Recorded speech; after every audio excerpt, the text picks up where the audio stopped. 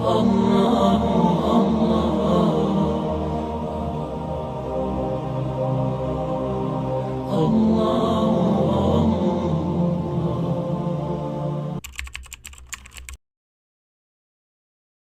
سبحانہ و تعالیٰ جو ہمارا مالک حقیقی ہے، جو ہمارا خالق حقیقی ہے، جو ہمارا پروردگار ہے، جو ہمارا پیدا کرنے والا ہے، وہ ہم کو اتنی مثالیں دے کے سمجھا رہا ہے، لیکن ہم سمجھ ہی نہیں رہے۔ ہم پھر بھی اس دنیا میں اللہ تعالیٰ کے حکموں کی خلاف ورزی کرتے ہیں۔ ہم رشوت لیتے بھی ہیں، دیتے بھی ہیں، ہم شراب پیتے بھی ہیں، بیچتے بھی ہیں، ہم نشہ خریدتے بھی ہیں، بیچتے بھی ہیں، ہم زنا بھی کرتے ہیں، ہم سارے غلط کام کرتے ہیں۔ جو اللہ تعالیٰ کو ناپسند ہے ہم وہ سارے کام کرتے ہیں۔ پھر ہم کہتے ہیں کہ اللہ ہم پہ مہربانی فرما، اللہ ہمارے گناہ بخش دے۔ جب آپ نے ایک اسکول میں ایڈمیشن لیا ہے تو پھر ٹیچر آپ کی پوچھ گچھ کرے گا۔ جس کا ایڈمیشن ہی نہیں ہوا اس سے تو پوچھ گچھ نہیں ہوگی۔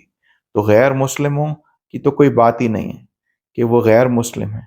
انہوں نے نہیں کہا کہ وہ اللہ ایک ہے اور اللہ کے سوا کوئی معبود نہیں، لیکن ہم نے کہا ہے لا الہ الا اللہ، تو ہمیں جب اس کی گواہی دے رہے ہیں تو ہمیں اس کے احکام ماننے پڑیں گے۔ جب ہم نے اسکول کے ایڈمیشن کا فارم بھرا ہے تو اب جیسے اسکول والے کہیں گے کہ صبح اتنے بجے آنا ہے تو اتنے بجے آنا پڑے، اتنے بجے یہ کلاس ہوگی تو یہ کلاس ہوگی، اتنے بجے لنچ ٹائم ہے تو لنچ ٹائم ہوگا، اتنے بجے اسکول کی چھٹی ہوگی تو اتنے بجے اسکول کی چھٹی ہوگی، کیونکہ آپ کو پوچھنا پڑے گا۔ وہ آپ سے ایگزام بھی لیں گے، وہ آپ کو سب کچھ بتائیں گے اور آپ کو ان کی مرضی سے کرنا پڑے گا، کیونکہ آپ نے ایڈمیشن لیا ہے۔ جس بچہ نے ایڈمیشن ہی نہیں لیا وہ گلی میں کھیل رہا ہے، اس سے کوئی نہیں پوچھے گا کہ تم اسکول کیوں نہیں آئے، یا تمہاری اٹینڈنس کم کیوں ہے، یا تم نے پڑھائی کیوں نہیں کی، کیونکہ وہ تو ویسے ہی فارغ ہو گیا۔ اب آپ اور ہم جنہوں نے ایڈمیشن لیا ہے اللہ کے دین میں، آپ نے چوز کیا ہے، ہم نے چنا ہے کہ بھئی ہم اللہ کے دین کو اختیار کریں گے، تو ہمیں اللہ کے دین کو پورا کا پورا اختیار کرنا پڑے گا۔ ہمیں اپنی صبح شام کی زندگی کو اللہ کے اصولوں کے مطابق ڈھالنا پڑے گا۔ دین صرف یہ نہیں ہے کہ آپ نماز پڑھیں، روزہ رکھیں، زکوٰۃ دیں، حج کریں اور جہاد اگر ضرورت پڑے تو کریں۔ دین پورا ایک ضابطۂ حیات ہے آپ کا۔ اللہ سبحانہ و تعالیٰ نے کہا ہے کہ اگر آپ اپنی بیوی سے مسکرا کے بات کریں تو یہ بھی ایک نیکی کا کام ہے۔ اگر آپ اپنی بیوی کے ساتھ مباشرت کریں یہ بھی ثواب کا کام ہے، کیونکہ آپ اپنی بیوی کے ساتھ نہیں کریں گے، وہ کسی اور عورت کے ساتھ کریں گے، اس کا آپ کو گناہ ہے۔ تو آپ بیوی کے ساتھ مباشرت کریں گے تو آپ کو اس کا ثواب ملے گا۔ اللہ کے نبی صلی اللہ علیہ وآلہ وسلم نے واضح احادیث میں یہ بات بتائی ہے۔ تو جب آپ کو اپنی نفسانی خواہشات اللہ کے اصولوں کے مطابق مکمل کرنے پہ اللہ ثواب دے رہا ہے، تو آپ اس راستے کو کیوں نہیں اپنا رہے؟ آپ نکاح کو کیوں نہیں عام کرتے؟ زنا کو کیوں تمام نہیں کرتے؟ اسی طرح اگر آپ رات کو اس لیے سوئیں کہ صبح اٹھ کے آپ نے اپنے بچوں کے لیے حلال روزی کمانے جانا ہے، تو یہ آپ کی رات کا سونا بھی عبادت ہے، ٹھیک ہے؟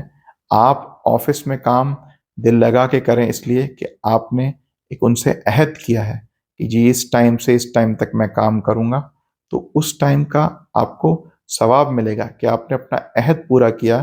آپ اپنی ایمانداری سے، بغیر رشوت کے، بغیر کام چوری کے، وہ پورا ٹائم جو آپ نے ان کے ساتھ عہد کیا ہے ان کے لیے کام کریں گے تو اللہ سبحانہ و تعالیٰ اس میں بھی برکت ڈالے گا۔ جدھر کام کر رہے ہیں ان کے لیے بھی برکت ہوگی اور آپ کے لیے بھی برکت ہوگی، اور اللہ آپ کو تھوڑے میں بھی زیادہ کر دے گا انشاءاللہ تعالیٰ۔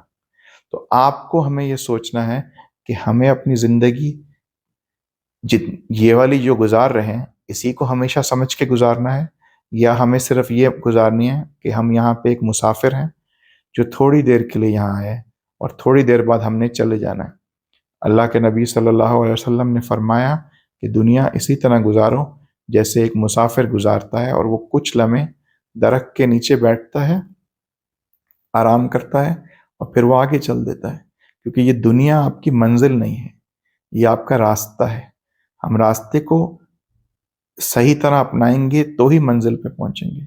وما علینا الا البلاغ المبین۔